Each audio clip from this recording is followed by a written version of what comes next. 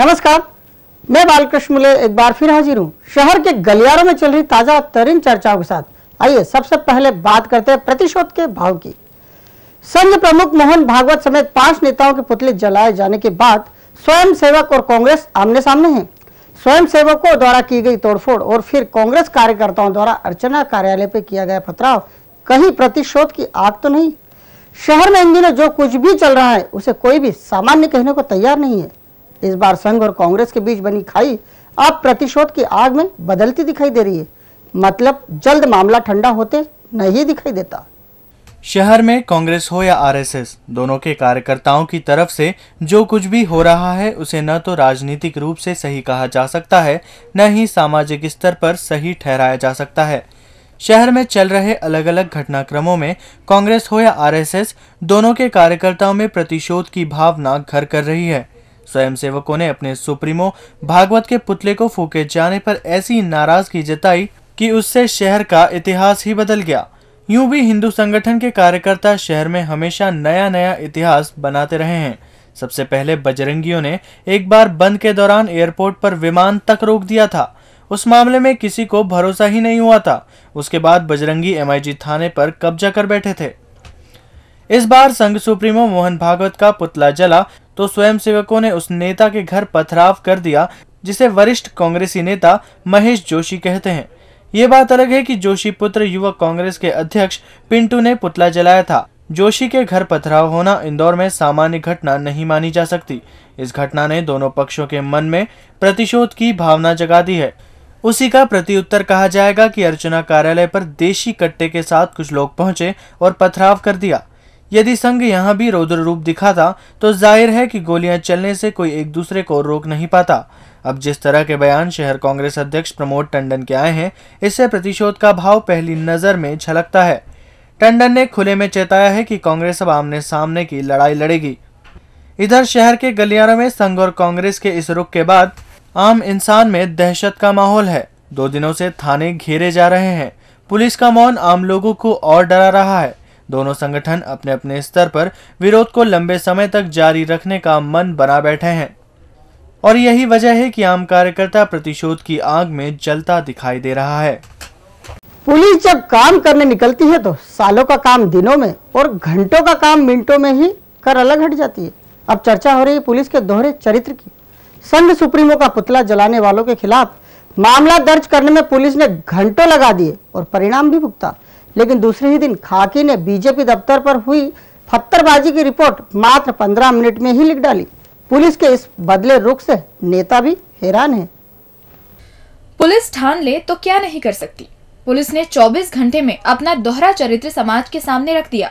वो भी इंदौर पुलिस ही थी जिसने संघ सुप्रीमो मोहन भागवत समेत 5 नेताओं का पुतला फूके जाने के बाद स्वयं सेवकों की समय रहते ही रिपोर्ट नहीं लिखी और मामला बढ़ता ही चला गया। ये मामला तेज तर्राट थाना प्रभारी कहे जाने वाले अशोक तिवारी के थाना तुकोगंज में हुआ। यहाँ घंटों बाद रिपोर्ट लिखी गई। तब स्वयं सेवकों ने पूरे शहर को सिर पर उठा लिया। जैसे तैसे एफआईआर हो गई।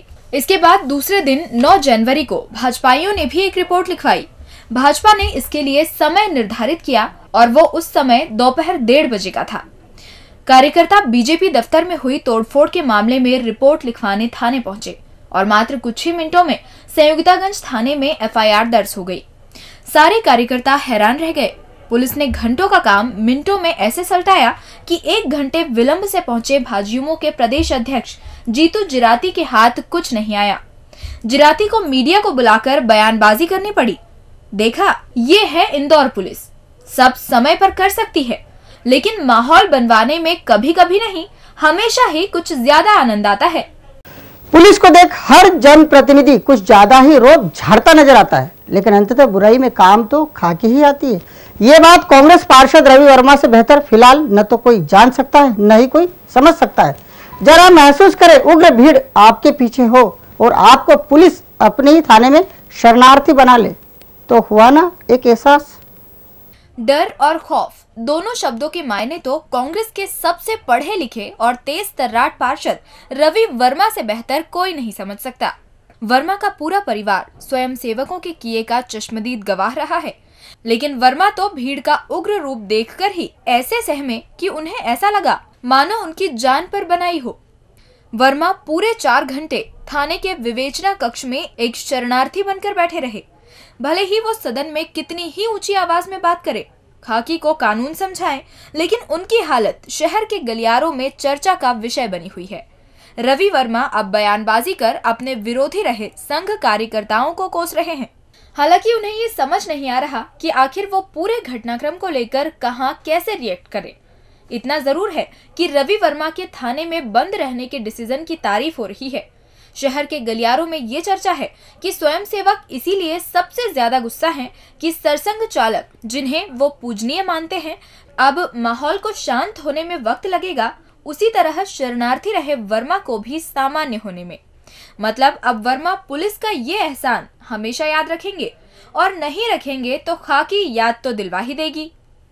इंदौर पुलिस की कितनी भी बुराई करे, लेकिन वो हमेशा बेअसर ही रहती है। संघ प्रमुख मोहन भागवत का पुतला जला, इससे तो वो बेखबर थी ही, लेकिन उसने कांग्रेसियों के घर हुए हमलों के बाद न तो बीजेपी कार्यालय पे सुरक्षा प्रबंध किए, ना ही संघ के अर्चना कार्यालय पे। मतलब साफ है, पुलिस किसी भी घटना से सीख लेने को तैयार नहीं है।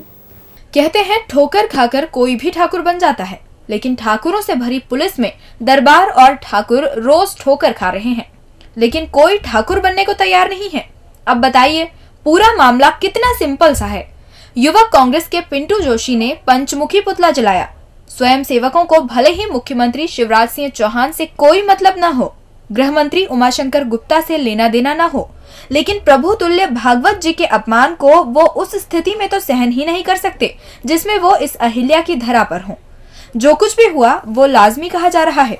शहर के गलियारों पर गहरी पकड़ रखने वाले ये भी मान रहे हैं कि स्वयं सेवकों ने भले ही पिंटू का घर समझ पथराव कर दिया, लेकिन वो ये भूल गए कि वरिष्ठ कांग्रेस नेता महेश जोशी भी उसी घर के मुखिया हैं जिस पर वो पत्थर बरसा आए हैं।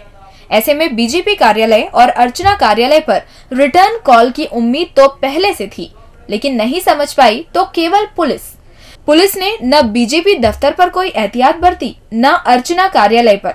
ऐसे में हुआ वही जिसकी चर्चा पहले से गलियारों में थी। मतलब शहर के गलियारों में जैसे ही ये बात चली कि जोशी आवास पर हमले हो रहे हैं, तो इसके मायने निकालने वालों ने बोल दिया, अब मामला जल्द ठंडा होने वाला नहीं है। और अंत में बात करते हैं प्रदेश कांग्रेस अध्यक्ष कांतिलाल भूरिया की। प्रदेश कांग्रेस अध्यक्ष क्या जिद पर उतारू हो गए? आखिर क्यों वो रहकर वही राग अलाप रहे हैं जो आम कांग्रेसी को पसंद नहीं है? पार्टी के गलियारों में फिर उनकी कही बात से कुछ सोचने पर मजबूर कर दिया है। वो ऐसा कैसे कह सकते हैं कि विधानसभा चुनाव उनके नेतृत्व में ही होंगे? क्या इस कहे के पीछे भी कोई और है? बात निकलती है तो दूर तक जाती है। इस बार प्रदेश कांग्रेस अध्यक्ष कांतिलाल भूरिया की कही बात फिर से चर्चा का विषय बन गई है। भूरिया ने बैतूल में यह कहकर सभी को घनचक्कर बना दिया कि कांग्रेस मिशन 2013 उनके नेतृत्व में फतह करेगी, यानी आने वाला विधानसभा चुनाव कांग्रेस उनके यानी भूरिया जी के नेतृत्व में लड़ेगी। भूरिया जी का यह बयान उस कहे का काउंटर माना जा रहा है जिसमें खबरनवीसों की ओर से यह खबर आई थी कि अगला चुनाव अब कांग्रेस मध्य प्रदेश में ज्योतिरादित्य सिंधिया के चेहरे को दिखाकर लड़ सकती है। भूरिया के कहे ये दो शब्द बड़े ही मार्के के कहे जा सकते हैं। भूरिया इतनी बड़ी बात खुद के दिमाग से कहेंगे, इस बात पर भी किसी को भरोसा नहीं है, क्योंकि भूरिया जी को इतना एहसास है कि उनका अपने मुंह से ये कहना उनकी राजनीतिक अपरिपक्वता को आईना ही दिखाएगा। भूरिया जी ने ये बात जरूर किसी न किसी बड़े लीडर के कहने पर कही है। राजनीति के गलियारों में ये भी कहा जा रहा है कि हर कांग्रेसी को हर बात मालूम है, कौन किससे क्या कहलवा सकता है, फिर नाम लेकर क्यों बात का बतंगड़ बनाया जाए। भूरिया इसके बाद भी अब शांत नहीं है। वो उनकी विदाई की चर्चा के बीच अपना परिवार बढ़ाने पर आमादा हैं।